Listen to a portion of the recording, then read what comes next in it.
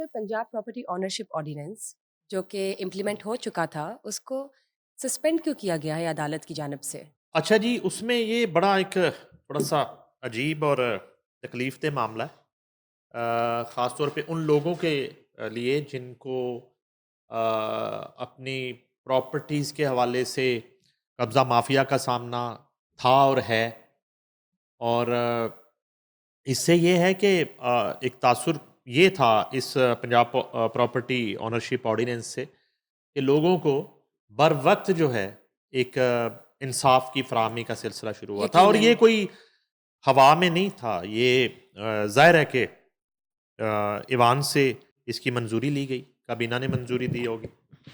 उसके बाद कमेटी के पास एक केस जाता है, उसकी वो वेरिफिकेशन करते हैं और वो यानी कि विदिन 90 डेज़ जो है वो उनकी कोशिश होती है। और आपस की मैं बात बताऊं कि बुशरा खान, आप किसी प्रॉपर्टी डिस्प्यूट की बात कर लें, जी। इवन आप किसी क्राइम की इन्वेस्टिगेशन की बात कर लें, आप नैब के केसेस को ले लें जहाँ 90 डेज़ का एक दौर में रिमांड हुआ करता था, 3 माह राइट। का। मैं उस वक़्त के डीजी नैब से मिला, मुझे उन्होंने कहा कि फलाँ केस के बारे में बात हुई है। मैं उस दौर की बात कर रहा हूँ जब आज के प्राइम मिनिस्टर भी जेल में थे और उनके साहबजादे हमज़ा शहबाज शरीफ और मरियम नवाज़ शरीफ को पकड़ने की कोशिश की जा रही थी। राइट। और इस तरह की सूरत-ए-हाल में और फिर एक मीडिया ऑनर को पकड़ लिया इन्होंने। तो मेरी जब बात हुई तो मैंने कहा ये 90 डेज़ वाला जो 90 दिन वाला मामला है, उन्हें क्या है हल्फ़न 3 केसेज़ की बात की। उन्होंने कहा पहले 2 दिन में उसकी इन्वेस्टिगेशन कंप्लीट थी।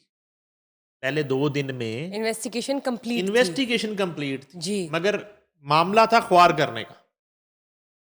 तो वो 3 माह तक तो पहले वो रिमांड भुगतना पड़ता था। अच्छा, यहाँ सूरत-ए-हाल ये है कि ये जो रेवेन्यू डिपार्टमेंट के लोग हैं और ये जो ज़िला इंतज़ामिया के लोग हैं और ये जो सीएम ने जो टीमें बनाई हैं, ये बड़े प्रोफ़ेशनल लोगों पर मुश्तमिल है। इसी तरह से जैसे हम सीसीडी की बात करते हैं, तो फिर ये पंजाब प्रॉपर्टी ओनरशिप ऑर्डिनेंस को देख के तो इस मुअज़्ज़ज़ अदालत के इस फैसले को देख के मुझे लग रहा है कि किसी वक़्त जो है वो सीसीडी के हवाले से भी कोई फैसला ना आ जाए। ओह! कि आपको लग रहा है रिवर्ट हो जाएँगे फैसले? सीसी जो है सीसीडी को कार्रवाइयों से रोक दिया जाए जी कि आप नहीं कर सकते। अच्छा वो ना करें, तो फिर आप करें। पंजाब हुकूमत इस प्रॉपर्टी ओनरशिप ऑर्डिनेंस से पीछे हट जाए, इसकी मअतली जो है उसे कबूल कर ले, तो फिर आप कर लें। उसी टाइमिंग के अंदर कोई मैकेनिज़्म बन जाए ना कि उसी टाइमिंग में, उसी मुकर्ररा वक़्त में जो ख्वाहिश की है चीफ एग्ज़ेक्टिव ने सूबे की कि इतने कम पीरियड में जो है एक प्रॉपर्टी का फैसला हो जाना चाहिए जब दोनों तरफ के दस्तावेजात जो है उनकी छानबीन हो गई। जब एक बिल्कुल क्रिस्टल क्लियर आपको पता चल गया कि ये शख्स जो है ये सारी जिंदगी ओवरसीज में बेचारा मजदूरी करता रहा, यहाँ पे उसने अपनी प्रॉपर्टी खरीदी, जब वो 5 साल 10 साल बाद वापस आता है तो यहाँ पे जो है ना उसके मुलाजम ही कब्जा करके बैठे हुए हैं, उसके मुजारे ही कब्जा करके बैठे हुए हैं, कब्जा माफिया कब्जा करके, अंडरवर्ल्ड कब्जा करके बैठी हुई है। तो उससे जब वागुजार करवानी है सोसाइटी तो वो एक इन्वेस्टिगेट करके करवानी है ना। अच्छा, ये इसकी ज़रूरत क्यों महसूस हुई? वो तो सीएम पंजाब का एक स्टेटमेंट आ चुका है, जब तक हमने ये शो स्टार्ट करना था, इस ऑर्डिनेंस की मअतली के हवाले से जो मुअज़्ज़ज़ अदालत ने, जी, जी, प्लीज़। काबिल-एहतराम अदालत ने जो है वो मुअत्तल किया इस ऑर्डिनेंस को, उसके पीछे क्या मुहर्रकात हैं? बड़े सवालात हो रहे हैं इस वक़्त मुल्क भर में। बिल्कुल। सोशल मीडिया भरा हुआ है, सैटेलाइट मीडिया थोड़ा बहुत चलो कोई कैमरा के डर से शायद कोई बात उस तरह नहीं कर रहा होगा। और ये जो 7 से 12 बजे वाले झूठ के चैंपियन हैं, ये जो करंट करंट अफेयर शोज़ वाले, अब पता नहीं वो कितनी बात इस पे करते हैं, नहीं करते हैं। अलबत्ता ये एक इश्यू बन गया है बहुत बड़ा और इस पे ये जो डेडलॉक है, ये कब तक बरकरार रहता है? ज़ाहिर है कि एक अब मामला अदालत में चला गया दोबारा से, अदालत की कोर्ट में गेंद है, अब जाके जो है वो हुकूमत को वहाँ पे अदालत को कन्विंस करना है, जो एक आइडियल तरीक़ाकार है। राइट। बनता तो ये है, सर ताकि हाँ जी। आइन की पासदारी, कानून की अमलदारी और अदालत की सुपरमेसी और उसके बाद किसी भी हुकूमत का जो आईनी हक है वो मलहूज रहना चाहिए। सबसे बढ़ बिल्कुल। के इम्पॉर्टेंट बात तो ये है। अच्छा, अब ये है कि इस फैसले पे जो chief justice Lahore high court ने किया, उन्होंने इस ऑर्डिनेंस को मुअत्तल किया फिलहाल। और अब इस मुअत्तली में क्या वो जो 5,000 के करीब अज़मा बुखारी बताती हैं पंजाब असम्बली में जाके कि उन्होंने केसेस निपटाए हैं, 5,000 के करीब एप्लीकेशन निपटाई हैं, यानी कि हकदारों को कब्जे दिलवा दिए हैं। इसका मतलब तो ये हुआ, तो ये तो बहुत बड़ी अचीवमेंट है। ये तो मेरी नज़र में तो बहुत बड़ी अचीवमेंट है। अच्छा, उस 5,000 में अब मोअज़्ज़ज़ अदालत को कितने लगता है जो उन्होंने कोई गलत फैसले कर दिए? उनको जी, चेक किया जा सकता है, ठीक है। अब ये बड़ा एक जिसको कहते हैं ना पेचीदा सा मामला है और बड़ी बारीक सी लाइन है कि ऑर्डिनेंस बनाने का मकसद मतलब क्या था?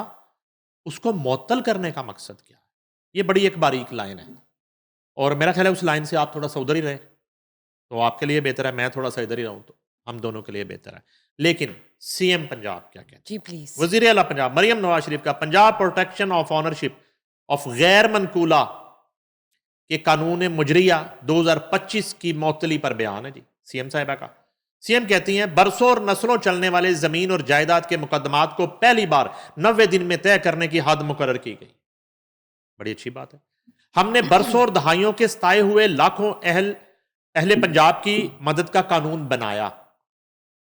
उसके बाद मुंतखब सूबाई असम्बली ने यह कानून बनाया ताकि अवाम ताकतवर लैंड माफिया के चुंगल से निजात पा सके। इस कानून से पहली बार अवाम को अपनी कानूनी जमीन और जायदाद के तहफ़्फ़ुज़ की ताकत मिली। शहादत पर मबनी कानून तैयार किया गया। आज का अदालती फैसला आला अदलिया के तय करदा मुसल्मा असूलों के मुताबिक नहीं है। ये सीएम पंजाब कह रही। वो कहती हैं, इस कानून की मुअत्तली से कब्जा माफिया को फायदा मिलेगा। अवाम इसे कब्जा माफिया की पुश्त पनाही समझेंगे। ये सीएम साहिबा बहुत बड़ा एक जिसको कहते हैं दावा कर रही हैं और ये उनका ख्याल है।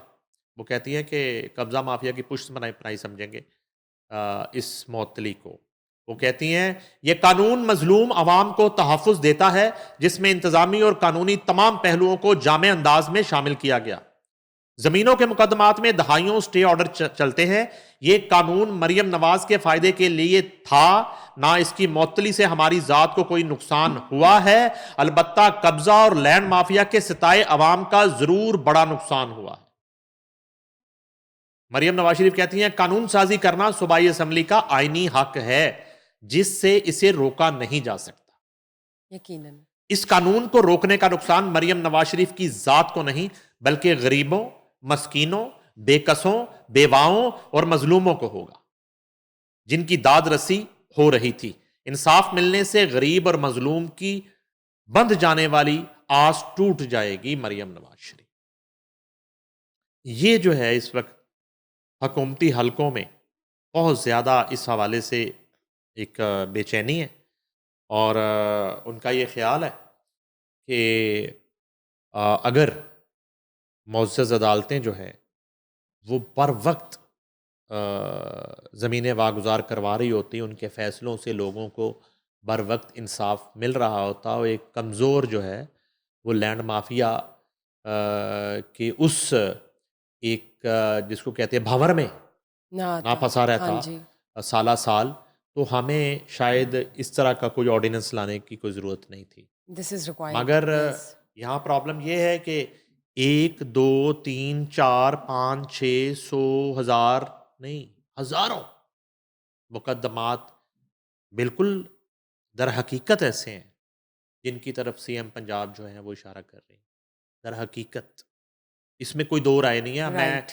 हम वसूख से ये बात मैं कर रहा हूँ, बीइंग ए जर्नलिस्ट। बहुत से हमने केसेज़ हैं फील्ड ऐसे। रिपोर्टिंग की है, हमने कोर्ट्स में जाके देखा है, हमारे कोर्ट्स रिपोर्टर हैं, जी। बड़े मंजे हुए पाकिस्तान के जो डेली बेसिस पे अदालतों की कार्रवाई को कवर करते हैं, रिपोर्ट करते हैं। ज़रा उनको आप बिठा के ज़रा उनके इंटरव्यू करें, वो आपको बताएंगे कि सूरत हाल है क्या।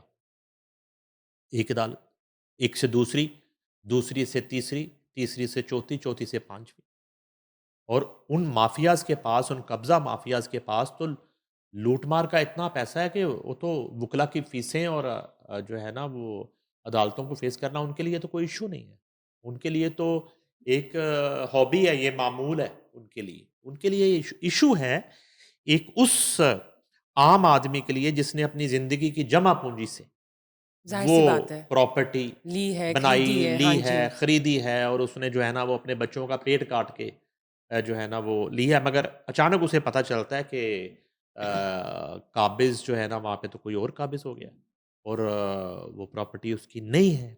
अच्छा इसी तरह के बहुत से सवालात भी आए हम तक वो भी अगर उसमें अगर जान की अमान पाऊँ तो मैं कुछ आपसे शेयर कर देता हूँ जी, अगर आप मुझे प्लीज़। इजाज़त दें। वैसे तो सर आप प्लीज़ बड़ी बताइए। स्ट्रिक्ट ऑफ़िसर हैं। तो उसमें मेरे ख़्याल में इस तरह की महाज़राई होनी नहीं चाहिए। इसको बड़ा अच्छा हो अगर एमिकेबली इसको एक दूसरे को कन्विंस करके हासिल कर लिया जाए। एक छोटी-सी बात एक चल रही थी, मेरी नज़र से गुज़री कि पंजाब प्रॉपर्टी ओनरशिप ऑर्डिनेंस के तहत कई घर, ज़मीनें और जायदादें कब्ज़ा माफिया से छुड़ाकर असल मालिकान के सुपुर्द की गई।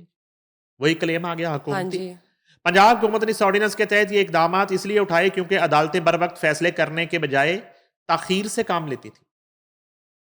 ये भी हुकूमती मौक़िफ़ है। राइट और उनका मौक़िफ़ है। और जो ख़ास तौर पे अज़म बुखारी की पंजाब असेंबली की स्पीच है, अगर वो आपने सुनी है तो। लेकिन गंदा है पर धंधा है की रवायत पर चलते हुए कब्ज़ा माफिया की मौत को देखकर मोअज़्ज़ज़ अदालत ने एतराज़ उठाकर ऑर्डिनेंस पर अमल दरामद रुकवा दिया। इस तरह की बात भी हो रही है। और ये भी कहा जा रहा है कि हकीकत है कि ये मुल्क की तबाही की असल जो ज़िम्मेदारी है, वो इस तरह के डिसीजंस भी हैं। ये भी कहा जा रहा है और उसके साथ ही साथ कुछ क्वेश्चंस भी किए गए कानून से और इंसाफ के अदारों से। कहा जाता है जी कि क्या कभी किसी ने कोई ऐसा इकदाम भी उठाया कि फैसले बिला ताख़ीर की बजाय जल्द अज़ जल्द हो जाए? क्या अदालतों में नस्लों से चलने वाले मुकदमों की भरमार नहीं है? ये क्वेश्चंस हैं। पॉइंट। ठीक है जी। क्या अदालतें गरीब साइलिन को आसान और सस्ता इंसाफ मुहैया करती हैं? क्या अदालतें गरीबों का हक जो है छीनकर कब्जा माफियों को स्टे ऑर्डर दिलवाने और वाले महंगी फीसों वाले वकला को कभी कानून के कटहरे में लाती हैं? ठीक है जी। और क्या इस ऑर्डिनेंस से आम आवाम को फ़ायदा हो रहा था या कब्ज़ा माफिया, बदमाशों, वुकला और रिश्वतखोरों को का बाज़ार गर्म करने वाले जो हैं। अच्छा इस तरह के अब सवालात जो हैं वो भी हुकूमती हलकों से और इसके इसके साथ-साथ मेरा ख़्याल है मुतासरीन से भी उठाए जा रहे हैं। अब डिपेंड ये करता है कि क्या ये पीछे इस ऑर्डिनेंस के तहत हुकूमत पंजाब ने जितने लोगों की ज़मीनें वागुज़ार करवाई, उनकी प्रॉपर्टियाँ वागुज़ार करवाई, उनके हवाले की हैं, क्या वो डिसीजंस जो हैं, वो स्टैंड करते हैं? करते रहेंगे? बकौल हुकूमत और उनकी नज़र में उन्होंने वो वागुज़ार ज़मीनें हकदारों के हवाले कर दी, क्या वो हकदार ही ठहरे रहेंगे? या दोबारा से उसी पॉइंट पे उनका स्टेटस जो है वो चला जाएगा कि दोबारा से वो काबज़ीन जो हैं वो वहाँ पे कब्ज़ा कर बिल्कुल। लेंगे, गन फ़ैसले पॉइंट जो पे है वो और फैसले रिवर्स हो रिवर्ट हो जाएँगे। जाएँगे। हाँ जी। ये एक बड़ा पेचीदा क्वेश्चन और मार्क है। गंभीर हाँ जी। मामला है।